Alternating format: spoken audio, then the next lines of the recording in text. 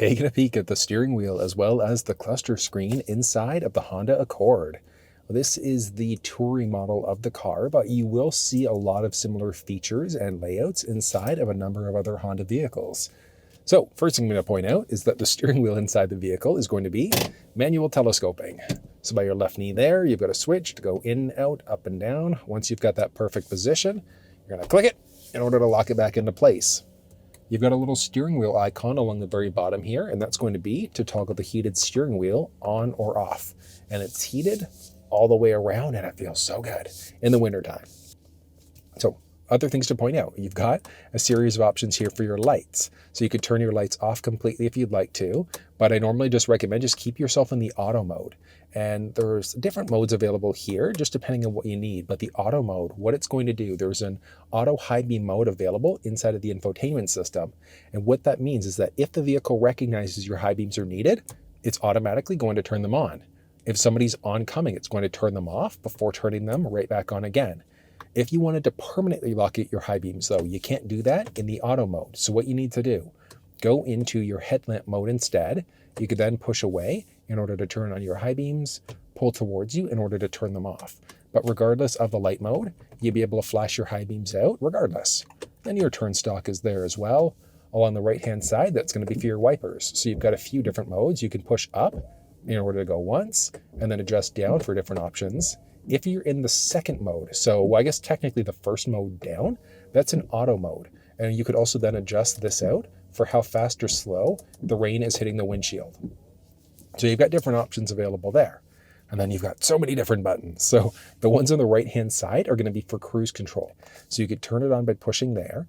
Once you have it on, you get up to speed, or even if you're just cruising, you could then push down to set your speed and then increase or decrease 1 kilometer, 1 mile per hour at a time by pushing up or down that way. From there, you could also push and hold up in order to jump to the nearest 5 or 0. So 5 kilometers or 5 miles per hour at a time. So if you're at, let's say 43 kilometers an hour, push and hold up, it'll bring you to 45, 50, 55, etc. You go down, it'll go to the opposite way. And it's the same thing for miles. You could then hit the brake to pause the speed. You can hit cancel to pause the speed, and then you can push up to resume your previously set speed. Then there's a distance indicator. So it's how close or far are you away from the vehicle that's in front of you. So 4 different levels.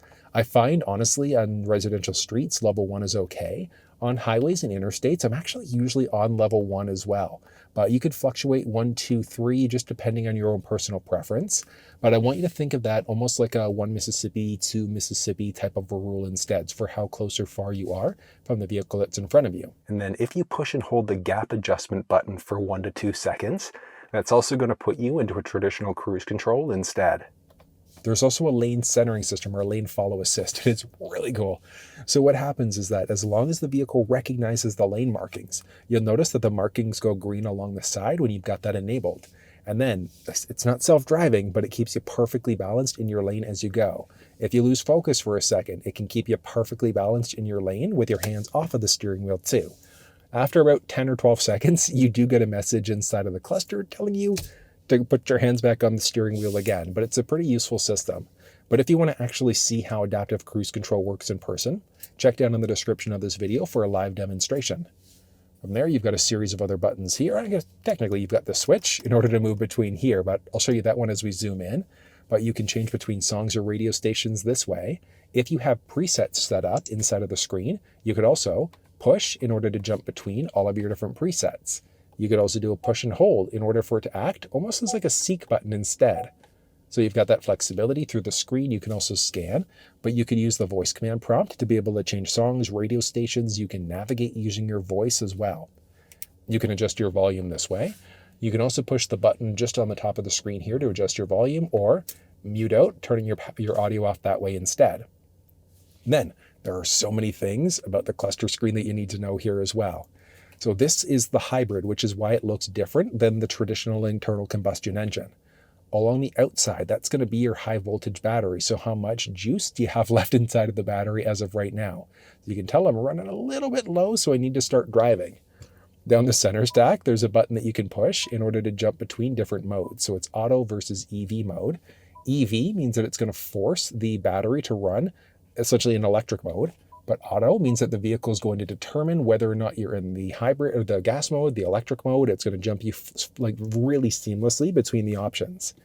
And then there's also a series of individual drive modes. So economy or econ is going to be for the best possible fuel economy. Sport is not only going to give you the best performance in the ride, but it's going to tighten up the steering as well and then increase the overall responsiveness. So if you're a fan of a sportier drive, sport mode is where you want to go. And then there's an individual mode. So inside of the infotainment system, you'd have the flexibility of being able to set your own custom level as well. But I want you to think of the gauges here. So this one specifically, like a traditional tachometer. So you put your foot down, you're going to use up power, so it's going to go this way. If you were in the gas version, same idea, you put your foot down, your tachometer is going to go up.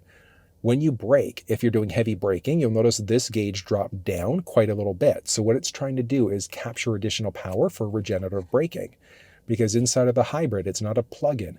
But what it does is it's going to charge the battery as you drive and charge the battery as you brake. So as you go to brake, you'll notice that that gauge goes down, and it's going to go down even more if you brake hard. You can see that we're in an EV mode here. The vehicle's ready to drive. You've got your outside temperature, what gear you're currently in, so whether that's park, reverse, neutral, drive, etc. But even as you jump between all of the different gears, you can see your different sensing systems that are available. So if those are available in your ride, that would show up. And then you've also got the option for rear mirror tilt as well. So if we look at our mirror there, shift into reverse, watch this. Yeah, you can see the mirror tilting just to make it easier to see what's going on all the way around you. Now the engine just turned on by itself as well. And you can see there, so what it's doing is it's got the regular engine running to try to charge up the battery there as well. So that's really cool. And it looks really neat as you drive. And then from there, you've got your current vehicle speed. You've got your speed done different that way. You've got your current vehicle there. So whether or not you've got your high beams on, things like that, you've got your turn signals, you're moving over, it'll look slightly different. I'm currently in the individual drive mode, but if I was in sport mode, it would look slightly different in comparison. So you can see there, the gauges I just think look a little bit more aggressive. You've got your current odometer along the very bottom right-hand side there as well. And then your fuel gauge along the full right-hand side. So I'm completely full as of right now for fuel. And then you've got these two little rockers on the bottom side of both of parts of the steering wheel, so on the left and the right. Along the left, you can jump between AM, FM, Bluetooth, etc. So whatever options are available there, you can customize the screen a little bit. It's essentially what your options are here. So if you never listen to AM radio, if you don't have Alexa, things like that, you can essentially disable different parts here. So when we jump back up and we go back and we go back again, as you jump between options, it's going to limit the options that are showing up. So you can kind of customize that screen a tiny little bit if you'd like, and then just button push in order to jump into whatever source that you'd like. Along the right-hand side, you're adjusting the little gauge in the middle there. So if we start from the top, you've got your power flow. So as you go to drive, it's going to show you if you're using any of your battery, if it's charging the battery up, whatever the case may be. Dropping down into your fuel economy. So as of right now, so I'm just sitting, but I've been able to get about 4.9 liters per 100. It's wild the range that you get inside of this car. And then you've got the flexibility. If you push that little rocker switch in to go between your trip A versus trip B counter instead. Dropping down gives you your speed, your time. You can reset it by pushing and holding in as well. So that's going to reset your trip counter if you'd like to. Dropping down into navigation. So there's full mapping cluster available. And that's strictly going to be when you're hooked up through Google Maps through the screen. So if you're hooked up over Android or iPhones and you try to do that, it's not going to show up anything but Google Maps built in. But I still think that's really cool. Very useful setting. So you've got your next up is your driver attention warning. So if you start to veer over too many times without signaling, the counter here is going to start going up, and eventually it's going to tell you that you should probably take a break. You can adjust out that setting in the infotainment system so you get a little steering wheel vibration and a chime, a steering wheel vibration, or nothing. So if that drives you crazy, you could disable it if you want to. That's who's plugged in for their seatbelts, maintenance information. So if you're changing oil out, you can see your current oil life. Safety support. So this is kind of a neat one. So you can see here all of your different safety info. So do you want your road departure warning turned on, your blind spot system, and things like that? So you can adjust and toggle all of these things on or off. So road departure mitigation, if you start to veer over into a lane without signaling, it can nudge you back into your lane. blind spot system. So if somebody enters the blind spot on either side, you'll get a notification in your side view mirror letting you know. If you're going to back up, so braking control, if there's an obstacle behind you, it can brake for you. The beeping that you get as you get too close to obstacles. There's collision assist, so it can automatically brake for you. So you can turn all of these safety systems off if you really wanted to. If you just wanted nothing in the middle, so a traditional speedometer instead, you've got that flexibility. You can adjust the brightness here too. I typically recommend just maximum brightness, but that's going to be a matter of preference. There's a head-up display inside of the ride, which, yeah, we'll touch on that one last. All right, so we've also got the vehicle assist, so whether or not you've got traction control on or off.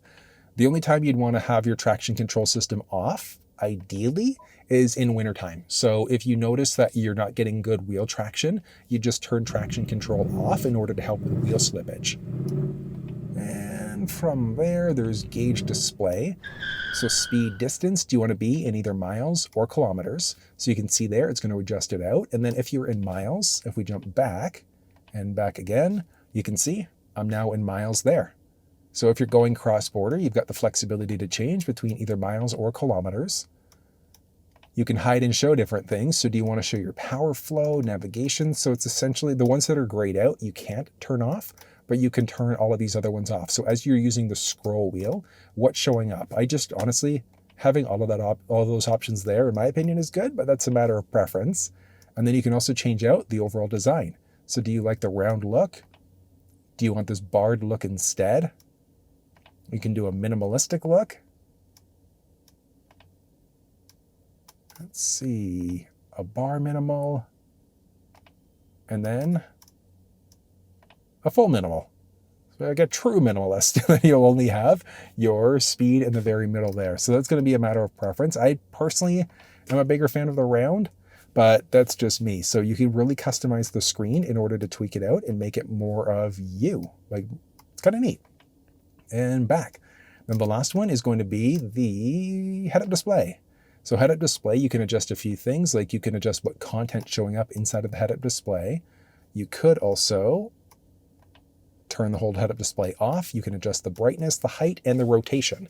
So let's pop up, and I'm going to show you what's going on with the head-up display.